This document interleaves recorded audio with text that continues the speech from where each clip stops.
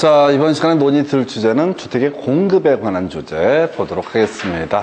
주택의 공급이라고 하는 거 크게 세 가지. 분조투라고 해서 분양가 상한제, 조정 대상지역, 투기 과열지구 이렇게 그림을 잡게 됩니다. 그래서 하여튼 요즘에 조금 문제 자체가 작년하고 올해는 좀 포괄적으로 나오는 그런 경향이 없잖아 있는데 분조투 요 세 가지가 주로 공급에 관한 주제. 근데 제일 먼저 논의할 주제는 선분양이라는 개념부터 논의를 합니다. 그래서 이 선분양, 후분양 얘기라고 하는 것은 부동산 학계론, 정책론에서 나중에 또 공부를 하게 될 주제 중에 하나인데요. 선분양이라고 하는 것은 아파트가 100%, 80% 이상 완성되기 전에, 즉 40%만 완성이 됐을 때 팔아먹을 수 있는 것을 선분양이라 부르고요. 나중에 우리 학계론 할 때 후분양은 80% 이상 공정률이 지났을 때 팔아먹을 수 있는 것을 후분양이라고 부르게 됩니다. 근데 우리 주택법은 기본적으로 선분양에 대해서 규정을 해놓고 있습니다. 해서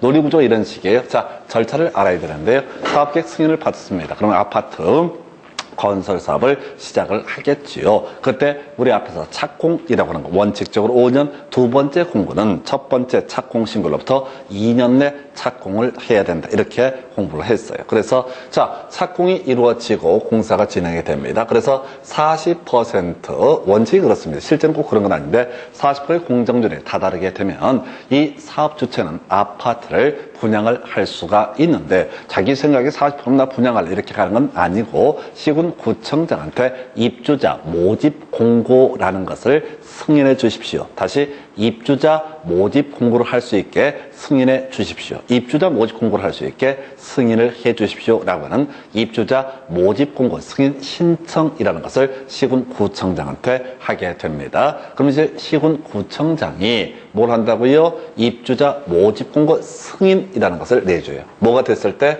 공정률이 40%에 다다랐다라는 것을 입증해 보였을 때 해서 입주자 모집 공고 승인 신청하면 가서 조사해 보는 거예요. 그래서 공정률이 약속대로 되어 있구나. 그러면 당신들은 이제 입주자 모집 공고 승인을 해도 좋습니다. 라는 입주자 모집 공고를 해도 좋습니다라는 승인을 내주게 됩니다. 이 와중에 승인이 있는 거야. 그리고 우리 시험에는 다뤄지지 않는 것이 승인 떨어지게 되면 이제 아파트 분양 광고하겠죠. 그러면 이제 입주자 저축증서, 즉 주택청약 종합저축통에 가입해 있는 사람들이 뭘 할 것이다? 청약을 하게 될 겁니다. 청약을 하게 될 겁니다. 그래서 당첨되면 중도금 내면서 쭉 가요. 그래서 이제 돈 내게 되면 나중에 아파트가 완성되면 사용검사라고 하는 것을 받게 됩니다. 그래서 이 사용검사라고 하는 것은 스토리가 이렇게 가게 되는 거죠. 자, 앞에서 우리 공구별로 사용검사 받을 수 있다, 동별로 사용검사 받을 수 있다, 이런 예외 항목이 있었는데 완성됐다고 도장 찍어주는 게 사용검사.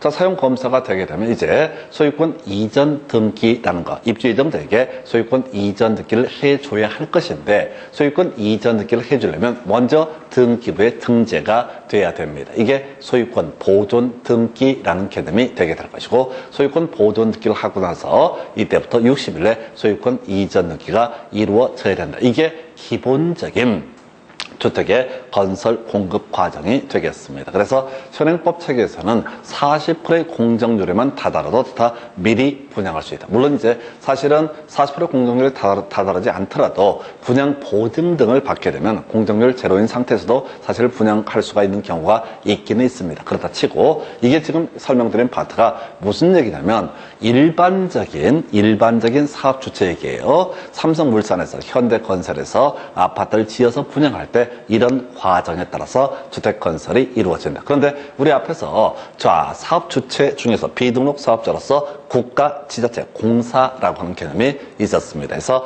국가지자체 공사는 등록하지 않고도 주택 건설 사업을 할 수가 있다. 이렇게 논의가 됐던 것이고요. 자, 그래서 한번 가볼까요? 자, 사업주체, 일반적인 등록사업자를 의미합니다. 원칙이니까 시험에 내지 않습니다. 사업주체가 주택의 입주자를 모집하고자 할 때 시군구청장에게 승인을 받아야 한다. 이 승인은 입주자 모집 공고 승인을 의미하게 됩니다. 시험에 안 나와 이런 것들은 당연한 일이니까. 그러면 예외 있죠. 국가지자체 공사. 이때 공사라고 하는 것은 이걸 이제 공동주택 사업자라는 용어로 쓰기도 하는 하는데, 그래서 국가 지자체 공사, 공사에는 토지주택공사와 지방공사라고 하는 것이 있게 됩니다. 그래서 이 국가 지자체 공사라고 하는 사람은 주택의 입주자를 모집하고자 할 때 시군구청장한테 승인을 받지 않아도 된다. 그럼 시험 문제 구성할 때 틀리게 뽑습니다. 토지주택공사, 지방공사 어떻다? 바로 시군구청장에게 승인을 받아야 한다. 이렇게 항상 이 문제는 틀린 것을 고르셔야 할 때 답을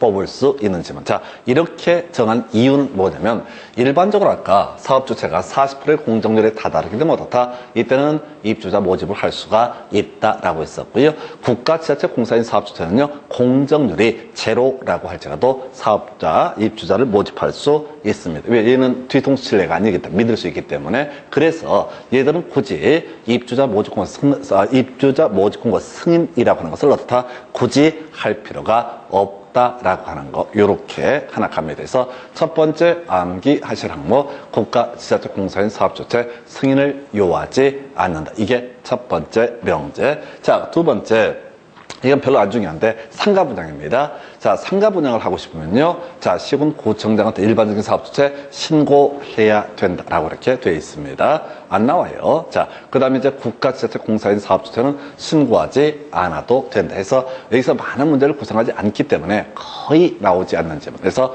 다시 갑시다. 일반적인 사업주체가 주택의 입주자를 모집하고 싶을 때는 입주자 모집공고 승인이라는 걸 받아야 되고, 상가를 분양하고 싶으면 신고를 하면 된다. 그런데 굳이 쟁점, 국가지자체 공사인 사업주체는 승인을 요하지 않고, 두 번째 이슈 뭐라고요? 승인을 요하지 않고 또 하나가 바로 신고를 하지 않아도 된다. 이렇게 이제 구성합니다. 자, 이 얘기에 3분양이랑 같이 연계되어 있는 게 마감 자재 목록표라는 개념이 문제가 되게 됩니다. 그래서 자, 우리가 3분양의 가장 큰 문제점, 현실적으로 큰 문제가 됐던 것이 뭐냐면, 모델 하우스 지어 보일 때 이때는 겁나 고급 자재를 가지고 정말 집을 삐까번쩍하게 뽑아놨었는데, 실제 나중에 분양을 받아보니까 훨씬 낡은 자재라든가 질 떨어지는 자재를 활용을 한 사례가 종종 있더라. 그래서 이 입주자, 입주 예정자하고 나중에 입주하신 분하고 사업 주체 사이에 자꾸 분쟁이 발생합니다. 그래서 우리 주택법에서는 어떻게 하자? 미리 마감 자재 목록표라고 하는 것을 자, 미리 작성을 해서 어떻다? 거기다가 시군구에다 보관을 해놓고, 그리고 나중에 다툼이 있으면 누가 옳은지 판단을 해보자라고 하는 거 해서 가볼까요? 자, 일반적인 사업주체. 아까 사업자, 주택의 입주자를 모집하고 싶을 때 입주자 모집공고 승인 신청이라는 것을 해야 된다라고 이렇게 했었고요. 자, 그래서 나온 얘기, 사업주체가 지금 시군구청장한테 승인을 받기 위해서는 그때 모두 승인을 받고자 할 때 마감 자재 목록표라는 것도 다 같이 제출을 해야 된다라고 하는 거. 그래서 나중에 아파트가 완성되고 나서 입주자하고 사업주체 간에 분쟁이 발생하면 이 목록표를 가지고, 예를 들어서 샤시는 어떤 회사 걸 어떤 제품을 쓰겠다라는 그 리스트를 미리 제출을 해야 된다. 그 외 쟁점으로서 영상물 등도, 모델하우스죠, 견본주택 모델하우스의 영상물도 미리 자 파일로 제출을 해놔야 된다. 나중에 다툼 있으면 안 되니까. 근데 이건 시험에 안 나와, 원칙이기 때문에.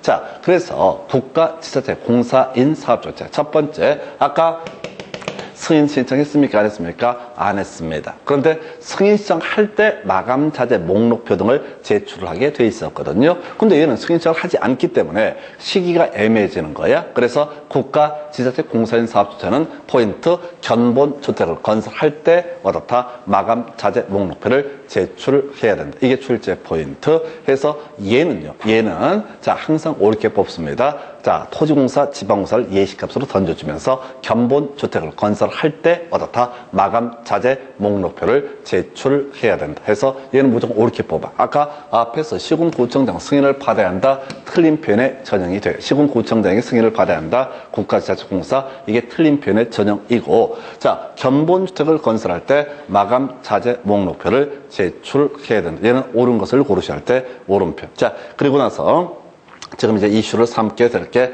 이 아이죠. 보관 2년 동안, 2년 이상 보관을 해야 되고, 나중에 보여달라면 보여줘야 된다. 큰 쟁점 안 됩니다. 아직은 출제되지 않은 주제. 오히려 26회 때, 27회 때 엽기적인 문제가 나왔어요. 이 문제는 뭐 썩 좋은 문제는 아닌데, 사업 주체가 마감자재 목록표의 마감자재와 다르게 마감자재를 시공사 설치하려는 경우, 당초 마감자재와 같은 질 이상으로 설치를 해야 돼. 너무나 당연한 일이죠. 그래서 이게 뭐죠? 단종이 돼버린 거야. 그 마감 자재가. 그러면 그보다는 어떻다? 같은 질 이상으로 최소한 그 질과 유사한 제품을 사용을 해야 된다. 그래서 27회 때가 유치하게 같은 질 이하로 설치한다 해서 틀리게 유치하게 말장난 이런 문제는 거의 구성되지 않습니다. 1년에 약 한 문제꼴로 쓸데없는 문제를 구성했던 사례. 자, 그럼 외워볼까요? 지금 출제 이슈가 되는 게 바로 선분야. 자, 바로 다이렉트. 국가지자체공사는 입주자 모종구 승인 신청을 하지 않는다. 국가지자체공사는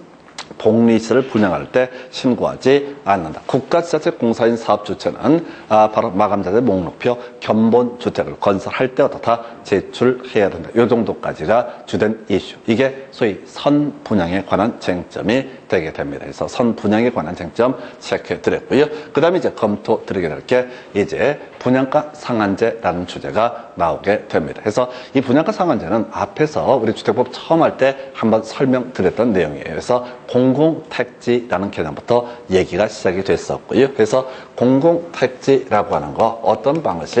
이게 수용 방식을 통해서 조성한 공동주택 건설 용지를 벌어온다. 공공택지. 그래서 택지를 조성하는 과정에서 비용이 좀 적게 들었다라고 전제가 되게 될 것이고, 그리고 나서 이 공공택지에서 이게 좀 이제 아파트 건설업자한테 싸게 택지를 분양을 합니다. 택지를 분양을 하게 되면 여기다가 이제 건설한 아파트라고 하는 것은 뭐가 된다? 바로 분양가 상한제가 되게 된다. 그래서 이 얘기는 아파트 건설 업체라고 하는 데서 자, 자기도 땅을 싸게 샀으니까 일반 소비자한테 아파트 팔아먹을 때 너무 비싸게 팔아먹으면 안 된다. 그래서 분양가 상한제를 분양받은 사람 입장에서는 어떻다? 일정 기간 동안 전매 제한이라는 것을 받게 된다. 이게 이제 기본 논리 구조가 되겠습니다.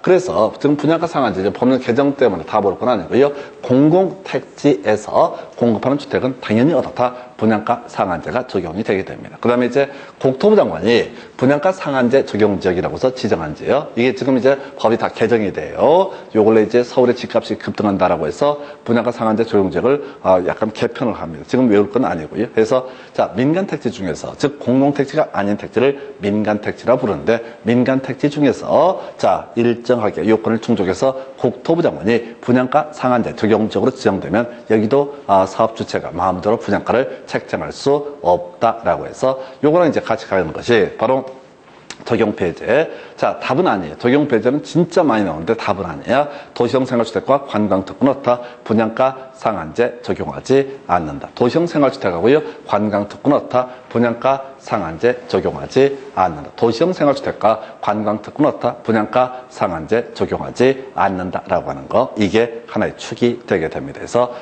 그래서 취지는 그렇죠. 도시형 생활주택은 앞에서 각종 건축규제 완화해서 이명박 정부 때 대폭 건축규제 완화해서 많이 지으라고 했던 제도입니다. 그래서 자, 이 주택을 건설하는 사람한테 어떻게 한다고요? 마음대로 받아라 라는 취지로 분양가 상한제 배제. 두 번째, 관광특구라고 하는 거. 관광특구는 외국인한테 주로 분양하는 주택입니다. 외국인들한테 굳이 어떻다 뭐 싸게 줄 필요 없다. 호화자재 활용해서 어떻게 해라? 비싸게 팔아도 된다 라고 하는 취지. 해서 이 정도가 분양가 상한제 적용 제외라고 해서 공공택지, 그 다음에 분양가 상한제 적용 지역이라 할지라도 관광특구이거나 뒤에 숫자 의미 없습니다. 또는 도시형 생활주택은 어떻다? 분양가 상한제를 적용하지 않는다. 이렇게 정리를 하게 됩니다. 그래서 자, 이렇게 분양가 상한제 적용 주기로 지정이 되게 되면 분양가라고 하는 것을 마음대로 정할 수가 없습니다. 그래서 요건 이제 기술적인 부분인데 듣고 버릴 거예요. 자, 우리가 분양가 심사위원회라고 하는 거. 자, 지금 아까 입주자 모집 공고 승인 신청 누구한테 했냐면 시군구청장한테 했습니다. 자, 우리 공정률 40%이니까 뭘 해달라? 입주자 모집 공고 승인을 해달라. 그때 같이 마감 분양가 자재 목록표도 누구한테? 시군구청장한테 제출을 했습니다. 만약 이 주택이 분양가 상한제 적용주택이면 시군구청장한테 분양가 내역서를 같이 보내야 됩니다. 평당 2천만 원 쌉니까 비쌉니까? 라고 했을 때 몰라요. 동네마다 달라지는 겁니다. 비싼 동네에서는 그게 쌀 수도 있고 싼 동네에서는 비쌀 수도 있을 것이다. 그래서 자, 이 분양가가 평당 2천이 비싸냐 싸냐를 판단함에 있어서 분양가 심사위원회라고 하는 기구에서 어떻다고요? 적정성을 검토를 하게 됩니다. 그래서 시군구에다가 뭘 설치한다고요? 분양가 심사위원회라는 것을 설치를 합니다. 근데 제가 아마 학교론 할 때 설명드렸던 것 같은데 이 분양가 심사위원회라고 하는 것은 거의 아사리판입니다. 거기는 이제 공무원도 몇 명 들어가고 심사위원으로서 그 다음에 대학 교수도 몇 명 들어가고 제일 앞권이 뭐냐면 건설업체 직원이 거기에 들어갑니다. 만약 동부건설에 분양을 한다 그러면 삼성물산 직원이 들어가서 이 분양가가 제대로 매겠나 안 매겠나 확인해 본다고. 그러면 삼성물산에서 담당 직원이 보니까 분양가 약간 뻥튀기 하는데 의혹이 있어. 그러면 그 사람은 어떻게 하겠어요? 그냥 그렇게 하라고 해요. 그래야지 자기도 옆에서 집 지을 때 분양가를 올려받을 수 있잖아요. 또 하나의 가족 삼성이잖아. 이게 이제 분양가 심사위원회라고 하는 게 우리가 일반 국민이 생각하는 것보다 개판이라는 거죠. 근데 그럴 수밖에 없는 게 대학 교수가 공무원이 이 분양가가 적정한지 어떻게 하냐고. 샤시를 사봤어야지. 유리를 사봤어야지. 창문을 사봤어야 알지. 근데 건설업체 직원은 알잖아요. 원가가 얼마인지. 그러니까 건설업체 직원 와서 같이 감독해라. 근데 다 가족인데 이 동네에서 장사를 안 할 뿐이지. 만약에 동부건설에서 분양하는데 삼성에서 뒤지게 빡시게 만약 분양가를 책정을 깎아내려. 그러면 나중에 거꾸로 동부에서 삼성물건 분양가 심사위원회 들어가면 어떻게 했어? 엿먹으러 할 거 아니에요. 똑같이 괴롭힐 거란 말이야. 그래서 이 분양가 상한제를 적용한다고 해서 크게 별게 없어요. 우리 분양가 상한제 적용하면 건축업자의 이익이 뭐 줄어들고 다 그 개소리입니다. 실질로 다 먹고 살아. 나 분양가 상한제 실시되고 나서 건설업체가 직원들이 월급을 못 받다는 얘기 못 들어봤어요.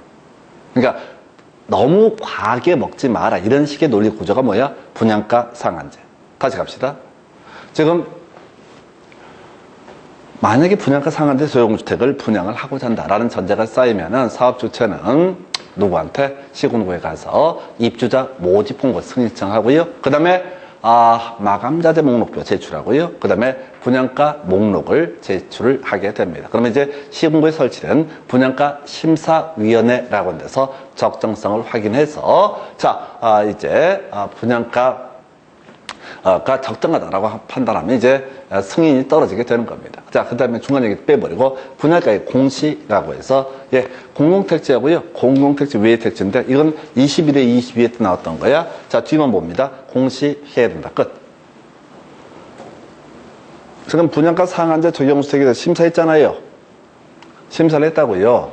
그러면 이제 보나마나 다 적정이라고 얘기할 거야, 분양가가. 근데 지들 몇 놈에서 적정, 박수. 이게 아니라 이 적정이라고 했던 그 내용을 어디다 외부에다 발표를 해야 된다고. 삼성물산에서 레미안 만들면서 평당 2천이라고 했는데 보니까 아주 적정합니다 라고 해서 예를 들어서 토지 가격이 얼마고 건축비 중에서 기본 건축비가 얼마고 뭐 이런 식으로 대충 내요. 자기들이 심의한 결과를 공시를 해야 된다고. 근데 이건 문장이 더럽게 길잖아요. 읽지를 못해. 읽다가 죽어버려. 죽는 사람이 한둘이 아니야. 이거 열받아가지고. 결국 뭐라고요? 공시해야 된다. 그럼 틀리게 보려면 어떻게 했는 줄 아세요? 공시하지 않아도 된다. 이렇게 돼. 아니 이게 21회 때 22회 때 나오고 그 후로 거의 9년 동안 안 나왔다고. 이 내용을 디테일에 갈 게 아니라 다 공시해야 된다. 여기까지 내용 정리해 보겠습니다. 분양가 상한제 적용주택. 공동택지. 법에 9개 있다고 그랬어요. 수용 방식으로 조성한 공동주택 건설 용지를 공동택지. 한편 공공택지 외택지 중에서 민간택지 중에서 국토부 장관이 분양가 상한제 적용적으로 지정 고시한 지역.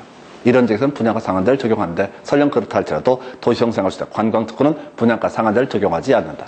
분양가 상한제라고 했을 때 시군구청장한테 분양가 내역서를 제출을 합니다. 그래서 이것이 적정한지 여부를 판단하는 게 시군구에 설치된 분양가 심사위원회. 전에 시험에서 시도지사가 분양가 심사위원회 설치 유치하게 됐어. 그런 것들 답도 안 돼. 다 시군구야. 그리고 나서 이 분양가 상한제 그 가격도 공시를 해야 된다. 자, 그럼 이제 제일 하이라이트, 요즘의 이슈.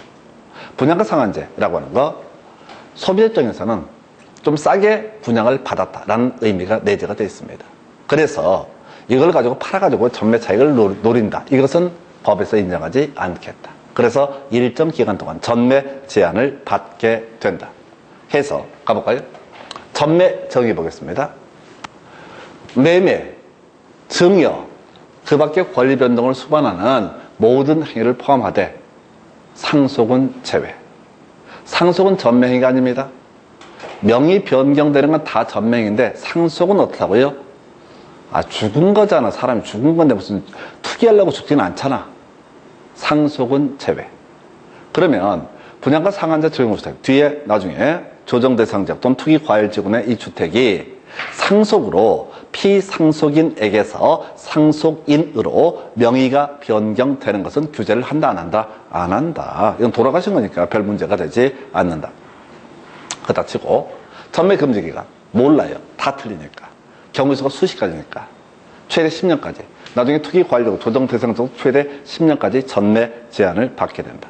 그렇다 치고 자, 요게 하나 별 내용은 아닌데 우리 앞에서 주택을 입주 예정자한테 소유권 이전 등기를 해주기 위해서는 먼저 뭘 해야 된다? 소유권 보존 등기라는 것을 해야 된다고 아까 설명드렸습니다. 봐봐요. 이게 이거예요. 주택의 건설 공급 과정에서 이거 있었잖아. 자, 사용 검사했고 나서 소유권 보존 등기 그리고 60일에 소유권 이전 등기를 해줄 거. 이게 이제 주택법에서 이렇게 주택에 대한 소유권 이전을 해라 이렇게 돼 있는데 자, 지금 이 분양가 상한제 적용 주택 같은 경우는요, 일정 기간 동안 전매 제한을 받게 됩니다. 물론 우리 민법에서 보게 되면 이 전매 금지 규정에 위반해서 전매가 이루어졌을 때 이것은 무효는 아니고 소위 단속 규정이라고 해서 자, 행정 형벌만 들어갑니다. 이건 민법 할 때 다시 한번 설명을 드리게 될 주제예요. 해서 그렇다 치고 자, 일단 단속 규정 얘기는 나중에 판례에서 확정이 되는 것이고요. 그래서 이게 사는 사람 입장에서 이 전매 금지 대상인지 아닌지 알 수가 없단 말이에요. 그래서 사업주체가 분양가 상한제 적용주택을 공급하는 경우 그 주택의 소유권을 제3자에게 이전할 수 없음을 주택에 대한 소유권 보존 등기할 때 동시에 부기 등기라는 형식을 통해서 외부에 공시를 해라. 그래서 우리가 등기법을 보게 되면 부기 등기라는 개념, 주등기라는 개념이 있는데 주등기라는 것은 독립된 순위번호를 갖는 등기를 주등기, 나중에 공부했지만 부기 등기는 자, 가지번호 1-1, 1-2 이런 식으로 가지번호를 갖는 거, 사족 달리는 게 부기 등기 해서 요거 하나 한번 답이 됐어요. 분양가 상한제 적용자 전매 제한을 받는다. 근데 외부에서는 이게 분양가 상한제였는지 아닌지 알 수가 없으니까 일정 기간 동안 전매를 금지한다고 했을 때 사겠다는 사람에게 경고를 해주기 위해서 이 주택은 분양가 상한제 적용주택으로서 일정 기간 동안 사게 되면 말짱 꽝이야. 처벌받을 거야. 경고문을 붙여놓은 거. 이걸 우리가 부기 등기. 제일 중요한 거. 전매 제한이죠. 앞에서 우리 한번 공부하셨습니다. 어디에서? 주택 상환사채. 기명정권이고요. 원칙적으로 양도 양수할 수 없는 기본적으로 허용되지 않는다. 이렇게 전제를 삼게 됩니다. 주택상환사채 양도 양수할 수 없는 허용되지 않는다. 그런데 예외적으로 양도 양수 알선이 가능했던 사유가 있었죠. 다른 도시로 이사 가는 경우, 다른 나라로 이사 가는 경우, 다른 세상으로 가시면 주택으로 이사 가는 경우 어떻다? 양도할 수 있다. 중도 상환할 수 있다. 아니 이걸 하나하나 외우면 안 되니까 세트로 이사 불가피한 이사가 있게 되면 어떻다? 양도할 수 있다. 똑같은 논리구조야. 내가 분양가 상한제 적용주택을 가지고 있는데 첫 번째, 불가피한 사유로 다른 도시로 이사 가게 된다. 아 그럼 팔고 가야지. 돈이 막 쌓여있는 것도 아닌데 팔고 가. 팔 수 있다. 두 번째, 다른 나라로 이사 간다. 해외 이주, 해외 2년 이상의 차례. 세 번째, 다른 세상으로 가시면 주택으로 세대원 전원이 이사 간다. 이게 세트라고요. 불가피한 이사.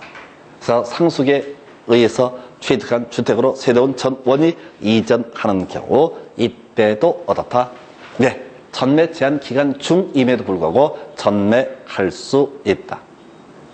이 세 개를 세트로 가셔야 된다고 다른 도시로 이사 가고 다른 나라, 다른 세상으로 가시면 주택과 세대원 전원이 이사 가는 경우에는 이때는 어떻다? 전매 제한 기간 이래 할지라도 불가피한 이사니까 팔고 갈 수가 있다. 나머지 두 개. 이혼으로 인해서 입주자로 선정된 지위 또는 주택을 배우자에게 이전하는 경우. 자, 이혼으로 전 배우자에게 위자료자로 명의를 넘겨주게 되는 거, 이것은 투기가 아니라고 보고 있습니다. 설마 투기하려고 명의 바꾸겠습니까? 바꿉니다. 근데 아직은 그렇게는 안 보는 거죠. 아니, 실제로는 세금 문제 때문에 이런 경우 있어요. 그다 치고 요거 역시 이명박 정부 때 만들어진 조항인데, 국민 여러분 이혼하지 마십시오 라고 했던 조항입니다. 뭐냐면 입주자로 선정된 지위, 아직 분양 안 받은 상태야, 또는 분양받은 주택의 일부를 배우자에게 증여하는 경우, 일부 증여입니다. 그러니까 아예 이혼이라는 형식을 빌어서 명의를 넘겨주는 것, 이것도 어떻다? 전매 제한에서 제외. 전매 가능하다, 이런 명의 바꿔도 가능하다.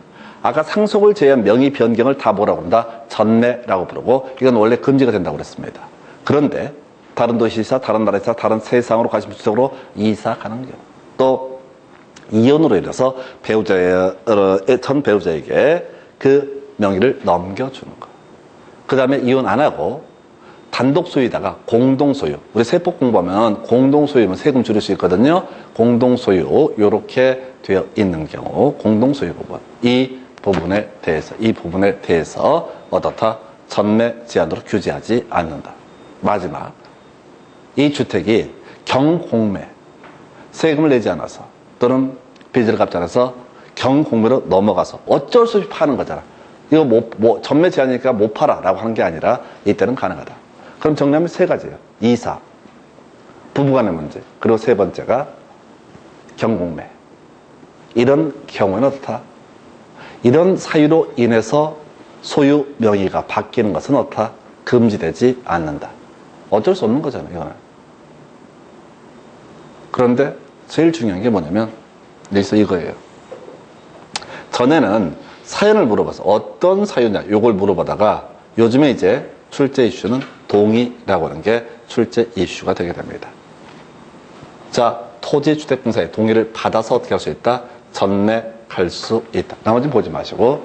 그러니까 전에는 이런 식이었어요. 전매 가능 사유, 토시, 뭐 세대원 전원을 세대원 일부. 또 이제 별 그렇게 중요한 건 아닌데, 다른 도시로 이사 갈 때 다른 도시의 범주 수도권 제외, 서울, 경기, 인천으로 이사 갈 때 이때는 기존의 분양가 상한제를 팔고 갈 수 없다. 이런 식의 논리 구조였어요. 그런데 지금의 문제는 27회, 26회 때 문제부터는 거의 문제가 도배가 됩니다. 동의.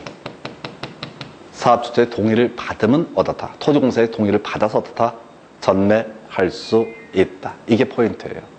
그러면 이게 문제 단계예요. 24, 25, 26. 요 시대에는 이 표시, 세대원 전원을 세대원 일부, 요렇게 트릭들을 쓰거나 요렇게 출제를 하다가 요즘에는 이 사연을 다 옳게 써줘. 그리고 토지주택공사의 동의 없이도 해석은 틀려. 동의를 받아야 옳은 편. 출제 포인트가 뒤로 밀려나요. 그래서 이렇게 가십시다. 분양가 상한제, 뒤에 투기과열적 조정 대상자 다 똑같습니다. 지금 설명드린 내용. 그래서 이 분양가 상한제라든가 투기과열적 조정 대상자 이런 데서 일정 기간 동안 전매 제한을 받는다라고 전제가 됐을 때 전매 제한 사유에 걸린다라고 할지라도 당연히 어떻다? 일정한 불가피한 사유가 있으면 어떻다? 전매할 수 있다. 그 불가피한 사유는 다른 도시, 다른 나라, 다른 세상으로 이사 가거나 배우자에게 이혼으로 지위를 넘겨주거나 또는 일부 증여하거나 경공매 등의 사유가 있게 되면 전매 제한 기간이라 할지라도 전매할 수 있다. 명의를 바꿀 수가 있다라고 하는. 근데 포인트가 요즘은 뭐라고요? 동의라고 하는 거. 이걸 주구장창 외워서 이 사연을 현혹되면 안 돼요. 요즘의 문제는 거의 대부분이 동의 없이 동의 이시 요걸 갖고 쟁점을 삼고 있습니다. 이렇게 해서 살펴드렸고요.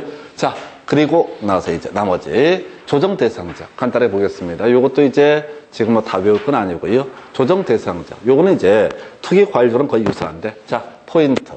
아까 분양가, 자, 요건 이제 돌아서면 잊어버릴 텐데요. 분양가 상한제 적용 지역이라고 하는 거. 분양가 상한제 적용 지역. 누가? 국토교통부 장관이 지정하고요. 조정 대상 지역도 국토부 장관이 지정을 합니다. 29회 때인가 28회 때 요 주제가 나왔는데, 다음에, 자, 투기과열지구는 국토부 장관 또는 시도지사가 지정합니다. 다시요. 분양가 상한. 제가 아까 이렇게 외워달라고 그랬어요. 분, 조, 투 이런 순서로 해서 뭔 소리냐면 분양가 상한제 적용지역 하고요. 조정 대상 지역은 누구만이? 국토교통부 장관만이 지정을 할 수 있고요.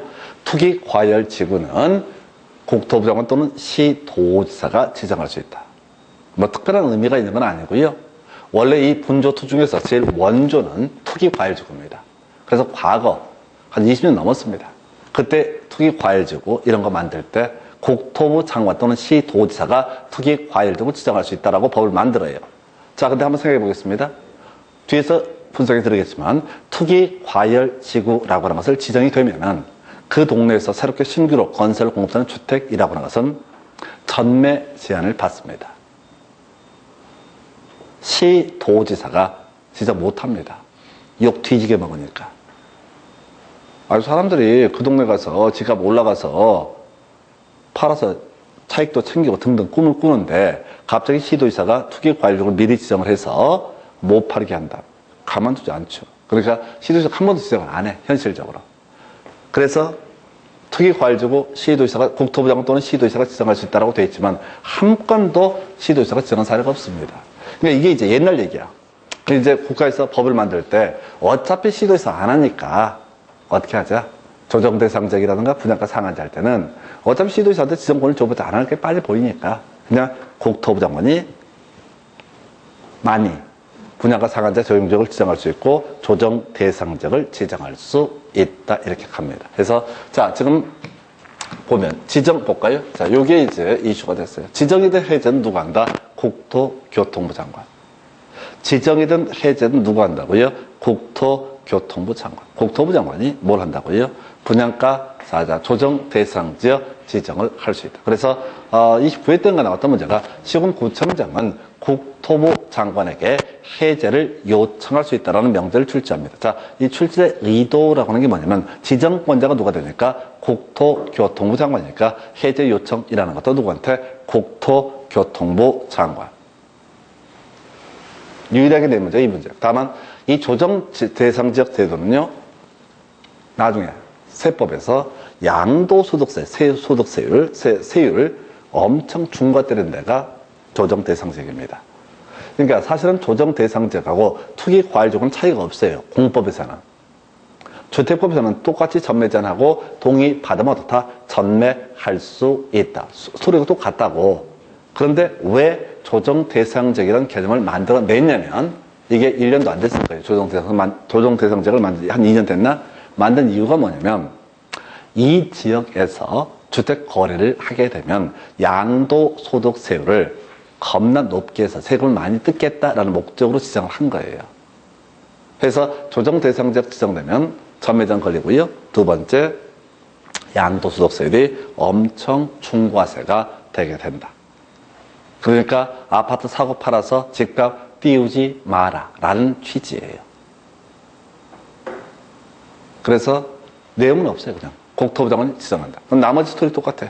조정 대상적 지정은 주택법 하에서는 전매 금지랍니다. 전매가 뭐라고요? 상속을 제한, 일체의 명의 변경 행위를 바로 전매라고 부릅니다. 그래서 전매 금지 최대 10년까지고요. 자, 똑같습니다. 전매 가능 사유. 다른 도시로 이사, 다른 나라로 이사, 다른 세상 가신 주택으로 이사, 배우자에게 일부 증여 혹은 이혼으로 인해서 배우자의 지위를 넘겨주는 것. 이런 것도 이게 이제 경공면은 빠지는데 별로 중요한 건 아니에요. 그냥 어차피 여러분들 시험을 보실 때는 이게 조정 대상적인지 투기 과열인지 구분 못합니다. 그냥 그게 그런가 보다. 그래서 출제 포인트가 뭐라고요? 사업주체의 동의를 받아야 되었다. 전매할 수 있다. 뭔 소리냐면 아까 분양가 상한제에서는 토지공사, 나머지는 이제 사업주체인데 그 차이를 내진 않아. 법조문 자체가 엮여 있기 때문에 차이를 못 내요. 그러다 치고 문제는 아까 분양가 상한제도 그렇고 조정 대상 지역도 그렇고 이런 사유가 있으면 전매할 수 있다까지 좋은데 그럼 지 생각에 이건 불가피한 이사야. 그럼 난 전매할래. 이렇게 결정할 수 있는 것이 아니라 사업주체한테 동의를 받았을 때만 어떻다? 전매할 수 있다. 나머지 투기과열주고 얘가 아까 국토부 장관 또는 시도지사가 지정한다라고 설명드렸던 주제입니다. 지정요건 더럽게 복잡해요. 자, 그래서 이 투기과열주고 국토부 장관 또는 시도지사 뭘 할 수 있다? 투기과열지구 지정할 수 있다. 지정 기준 27일 때가 28일 때 구성되는데 큰 이슈 안 돼. 너무 어렵기 때문에. 일단은 자, 국토부 장관 시도지사 투기과열지구 지정할 수 있다. 근데 특이한 조항이 있어요. 재검토. 국토부 장관 1년마다 재검토 하면 답이 됐어요. 일단 앞에서 리모델링 기본계획 5년마다 재검토, 정비 기본계획 5년마다 재검토. 제가 그러면서 공법에서 마다 5년마다 이렇게 외워달라고 말씀을 드렸습니다. 딱 하나 제외하고 투기 과열제고 1년마다 재검토. 숫자가 일단 특이해요. 10년 동안 한 번 나왔습니다. 한 번 답이 됐었고요. 근데 요거 보시면 좀 논리적으로 말이 안 돼. 지금 투기 과열제고 재검토 누가 한다고요? 국토교통부 장관이 재검토한다고 되어 있죠. 투기 과열제고 지정은 누가 한다고 되어 있어요? 국토부 장관 또는 시도지사. 아까 분양가 상한제 적용 지역이라든가 조정 대상 지역이라고 하는 것은 누가? 국토부 장관이. 제가 이거 설명드릴 때 원래 투기 과열지구가 전매 금지라기 위한 원조인데 투기 과열지구 부분에 대해서 국토부 장관 또는 시도지사가 지정할 수 있다고 했지만 어떤 시도지사도 지정을 한 사례가 없더라. 그래서 나중에 조정 대상 지역이나 분양가 상한제 나중에 만들어진 법조문에서는 다 국토부 장관이 지정한다. 근데 지금 논리체계를 투기과열지구 국토부 장관 또는 시도지사가 지정한다라고 하면 당연히 재검토도 누가 해야 돼? 국토부 장관 또는 시도지사가 재검토를 해야지 논리체계가 맞습니다. 그런데 이게 텀이 틀린 거야. 이건 20몇 년 전에 만들어진 조문이고 나중에 더 이상 시도지사가 투기과열지구 한 번도 지정 안 한다는 사실을 알게 된 상태에서 실질적으로 다 누가 지정하니까? 국토부 장관이 지정하니까 국토부 장관이 어떻다? 1년마다 재검토. 그래서 이게 공법이 어려운 게 논리체계가 깔끔하지 않아요. 이게 세월의 흔적, 누적이 돼 있던 파트다 보니까. 하여튼 뭐 그렇게 큰 주제는 안 되고. 여기서도 주요 이슈는 뭐라고요? 전매 금지라고 하는 거. 전매 정의가 뭐라고요? 상속을 제한, 일체 권리 변동을 뭐라고 한다? 바로 명의 변경한 것을 전매라고 부릅니다. 최장 10년까지 대통령령이 정하는 기간 동안 전매 제한됩니다. 그래서 똑같아요. 전매 가능한 사유. 다른 도시로 있어. 다른 나라로 이사, 다른 세상으로 가신 분으로 이사. 배우자에게 일부 증여, 이혼 이런 사유들이 있게 되면 어떻다? 이때는 저희 전매할 수 있다. 출제 포인트는 뭐라고요? 동의 얻어서 어떻다? 전매할 수 있다. 그래서 이 사연은 사실은 분양가 상한제하고 투기 과열제고 조정 대상제와 이 차이를 따져 묻는 문제도 나오지도 않아요. 누구의 동의를 받는 이것도 중요치 않아. 왜? 법조문 자체가 저는 이제 분석을 해놓은 것이고 실질적으로 못 얻어먹게 돼 있어. 대단히 복잡하게. 그죠? 다른 도시 이사, 다른 나라 이사, 다른 세상으로 가시는 지역으로 이사, 배우자에게 일부 증여, 이혼으로 인해서 그 전 배우자에게 이 지위를 이전하는 케이스.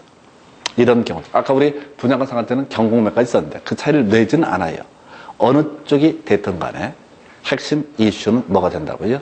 동의 얻어야 어떻다? 전매할 수 있다. 그러니까 23, 24에 옛날 문제 구성할 때는 요 토시 바꾸치기 그래서 해외 2년 이상을 1년 6개월 이상 해서 틀리게 뽑고 이렇게 유치하게 뽑다가 요즘에는 다 옳게 깔아주면서 동의 얻으면 어떻다? 전매할 수 있다. 이렇게 갑니다. 그래서 자, 이렇게 주택 공급에 관한 주제 오늘 보셨고 오늘 여기까지 가겠습니다. 수고하셨습니다.